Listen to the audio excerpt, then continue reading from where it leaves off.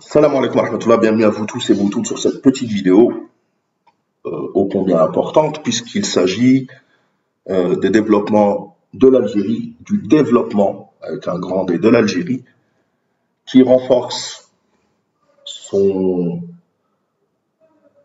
son rôle de puissance régionale. On va parler comme ça puisque dans le sillage du G3 qui est né à Carthage, entre l'Algérie, la Libye et la Tunisie, et des journaux comme Marocco Mail nous le disent, le Maghreb de l'action succède au Maghreb des slogans. Même si, je le dis, je le répète, ce mot Maghreb, il va falloir y réfléchir et débattre dessus. Ce qui pose beaucoup de problèmes, puisque l'Algérie renforce aussi ses relations avec la Mauritanie.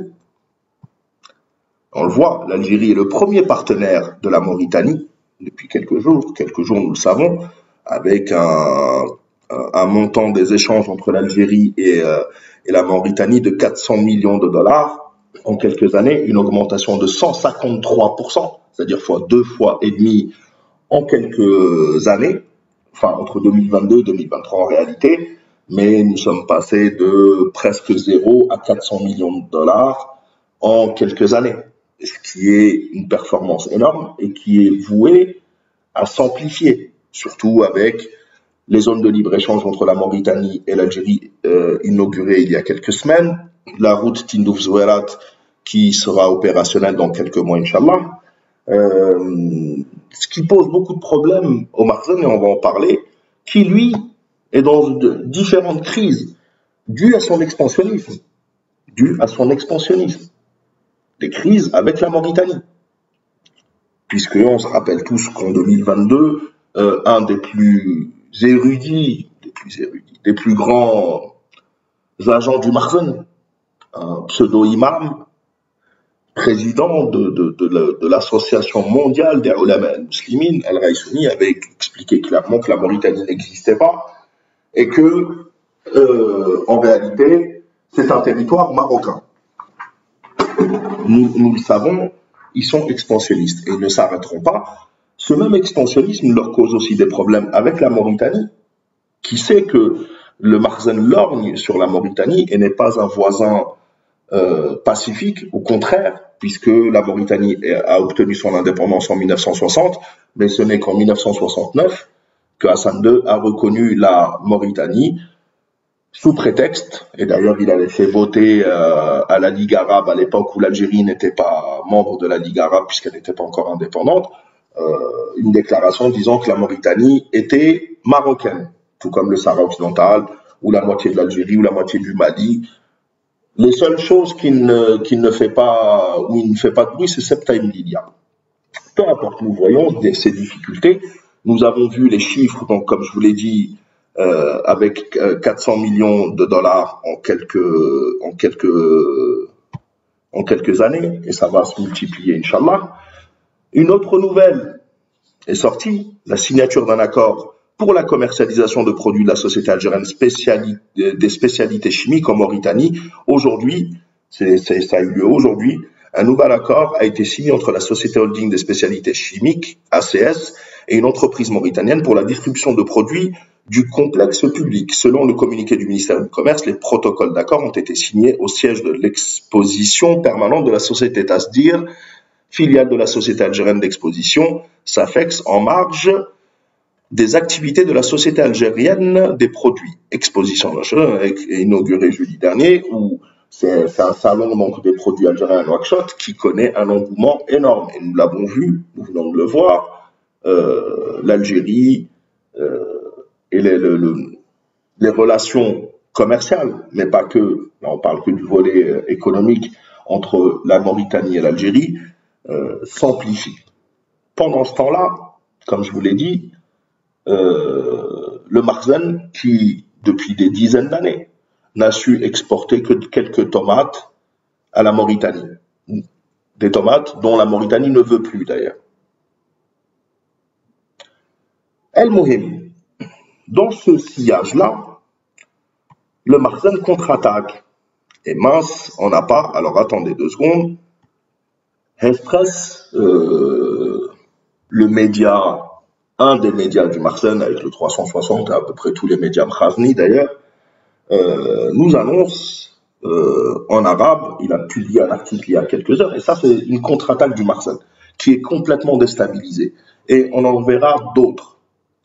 Ils nous disent قصف جزائري يستهدف عشرات المنقبين على الذهب قرب الحدود الموريتانية.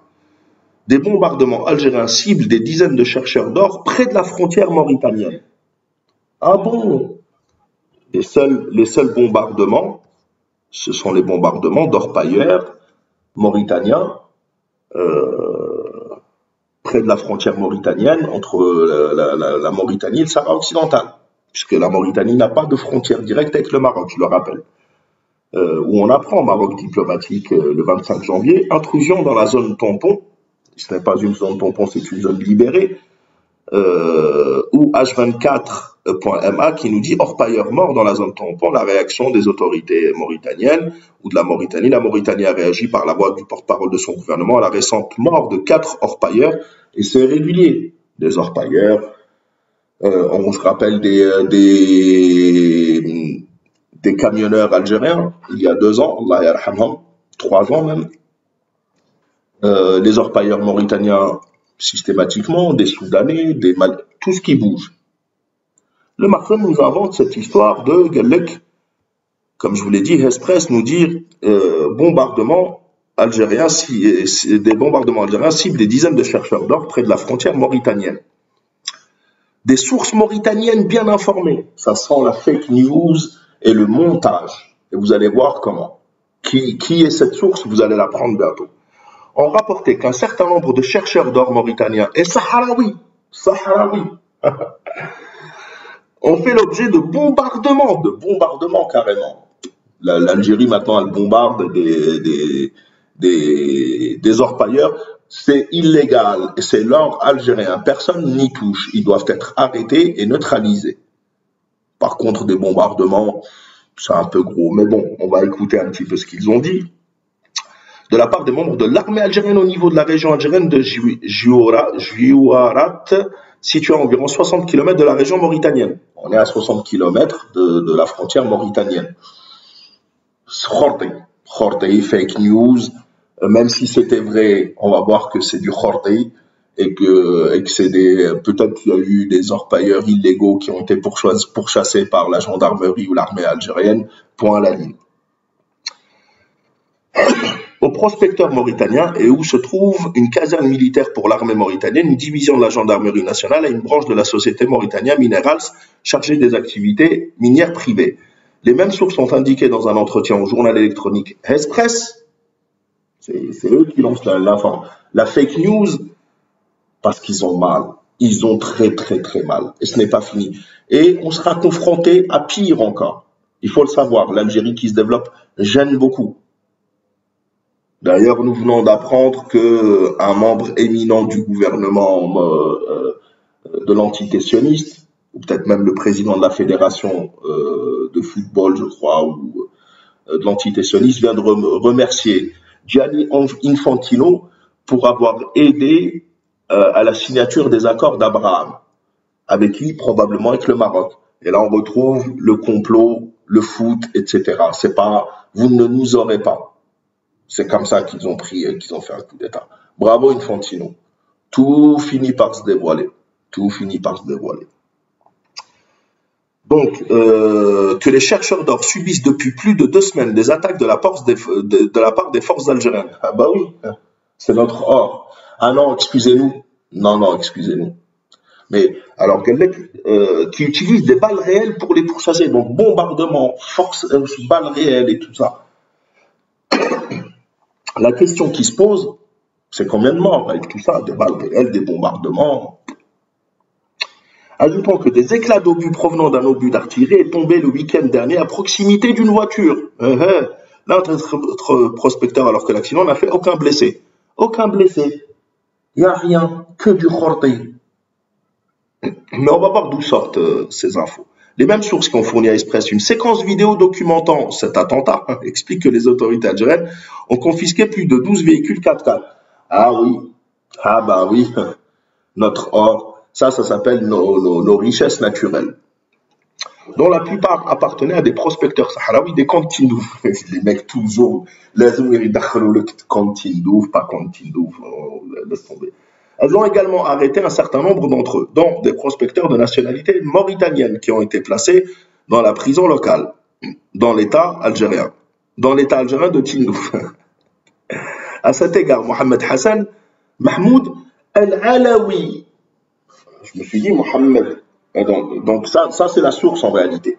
Mohamed Hassan Al-Mahmoud Al-Alawi, c'est pas mauritanien ça c'est marocain.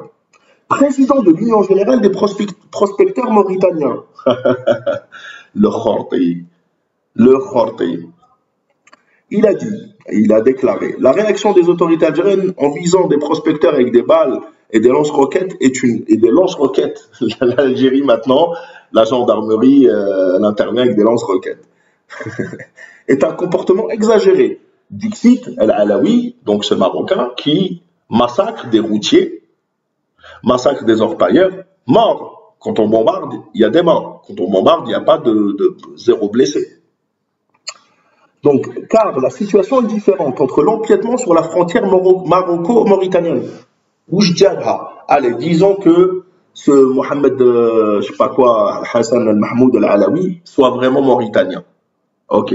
Président de l'Union générale des prospecteurs mauritaniens, qui dénonce ce qui s'est passé. Je rappelle qu'il dénonce quoi?